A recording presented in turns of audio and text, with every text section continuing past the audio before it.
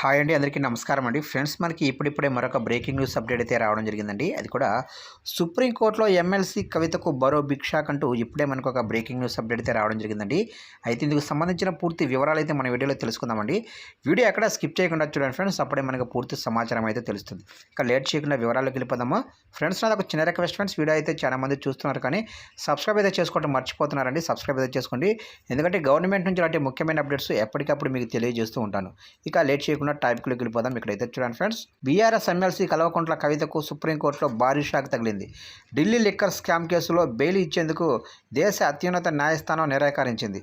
ఇక బెయిల్ కోసం ట్రయల్ కోర్టుకు వెళ్లాలని సుప్రీంకోర్టు సూచించింది. కాగా ఢిల్లీ లిక్కర్ స్కామ్ కేసులో ఎన్ఫోర్స్మెంట్ డైరెక్టర్ ఈడీ అరెస్టు చేయడాన్ని సవాలు చేస్తూ కవిత సుప్రీంకోర్టులో పిటిషన్ దాఖలు చేశారు. ఈ పిటిషన్పై శుక్రవారం విచారణ జరిపిన ధర్మాసనం బెయిల్ విషయంపై ట్రయల్ కోర్టుకు వెళ్లాలని సూచించింది. కవిత బెయిల్ పిటిషన్పై జాప్యం లేకుండా విచారణ జరపాలని ట్రయల్ కోర్టును ధర్మాసనం ఆదేశించింది. ఇక పిటిషన్లో కవిత లేవనెత్తిన ఇతర అంశాలపై విచారణకు ధర్మాసనం అంగీకరించింది. ఈ మేరకు ప్రతివాదులకు సుప్రీంకోర్టు నోటీసులు జారీ చేసింది.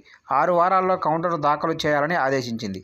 కాగా ఢిల్లీ లిక్కర్ స్కామ్ కేసులో నిందితురాలిగా ఉన్న ఎమ్మెల్సీ కవితను మనీ లాండరింగ్ ఆరోపణలపై ఈడీ నెల 15వ తేదీన అరెస్టు చేసిన విషయం తెలిసిందే.